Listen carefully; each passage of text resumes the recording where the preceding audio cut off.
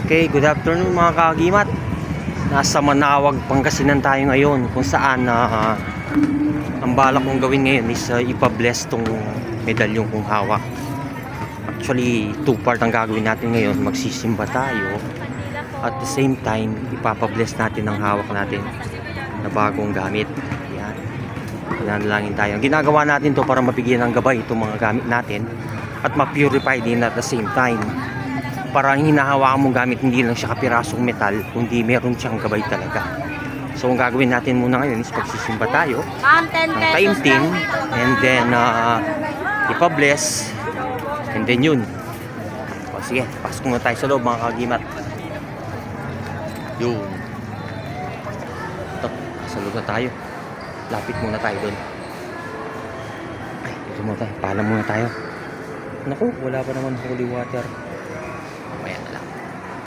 Actually, ang panghihingi ng gabay sa mga banal na lugar. So, makakasigurado ka na ang hinihingi mong tulong is mga banal na nilalang talaga. Dapat taimtim. Lapit tayo.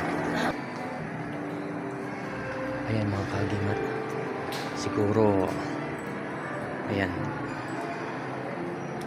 Magdadasal muna tayo. At ipopost muna natin ang camera.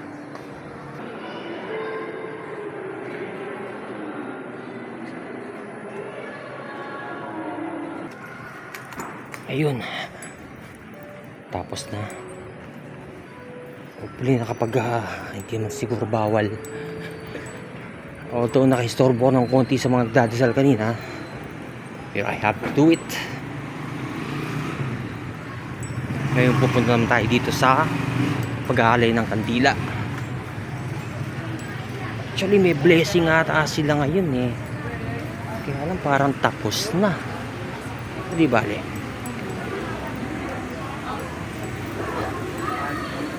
Ayan, pasan ang mga prayer ng ano. Dito. Magpapaalam muna tayo sa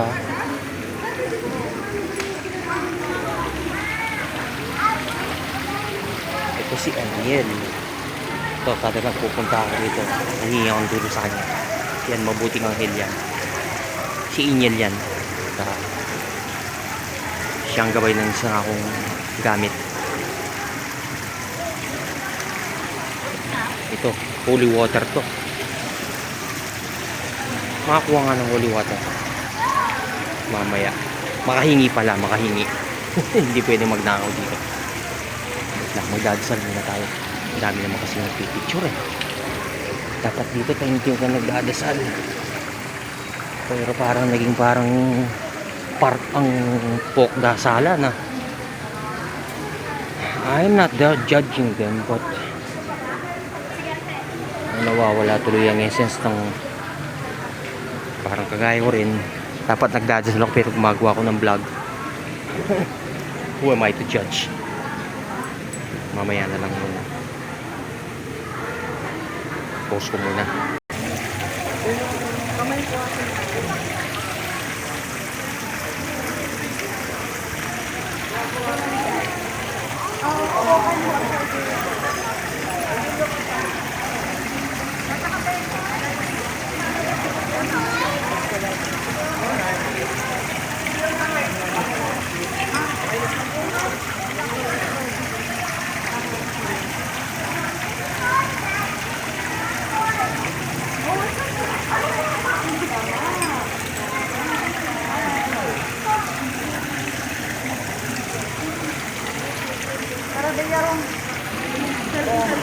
Mag-aalay po tayo ng konting panalangin ngayon para linisin ang gamit natin at para papasukin ng banal na spirito. Ayan, tapos tayo manalangin. Although maraming tao, hindi man natin silang mababawalan. Yun ang gusto nila. Ngayon, magpapaalam muna tayo sa kaibigan nating anghel na siyang bitbit ko rin. Ito. Actually, nung Holy Week, galing ako rito, pinabuhay ko sa kanya. Kasi papaalam ko ngayon na bigyan ulit ang kapangyarihan ng alay natin sa kanya. Okay. Konting panalangin lang.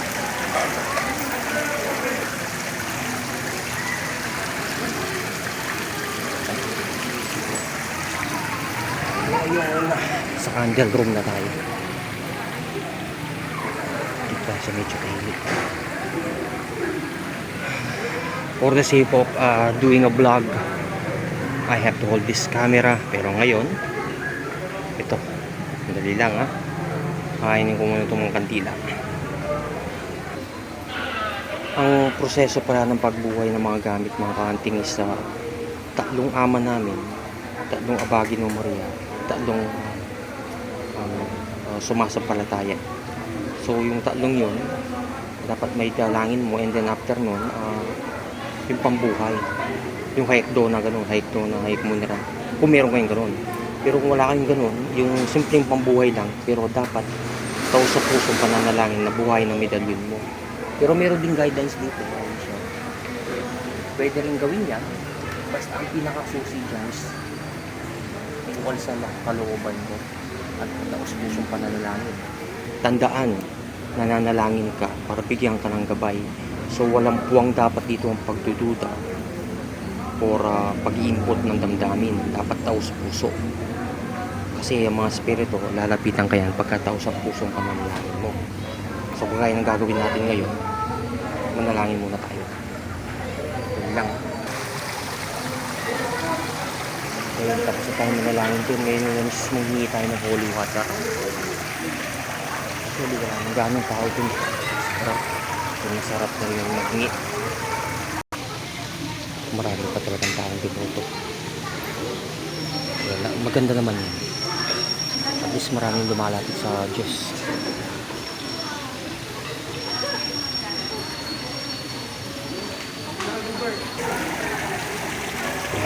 Kuha muna tayo ng holy water. Hingi po kami.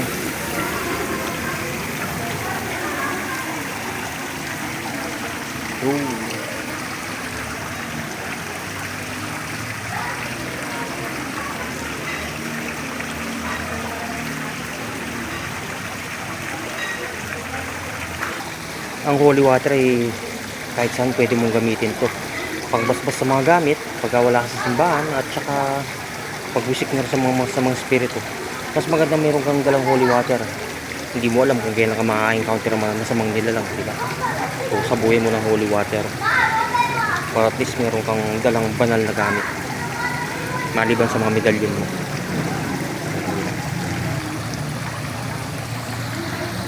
Ayan, mga andyan dito na bantay. Actually, binabantayan yung Birhen na manawag ng apat ng hen. Pero ito, si Pinyen, may pangalan yun. Mararamdaman buhay ang isang nilalang o nabulto pag meron siyang aurang taglay.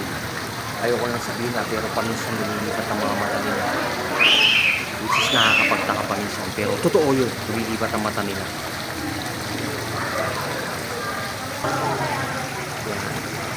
So I think mission accomplished na tayo dito. At kausapin ko muna ito ang head.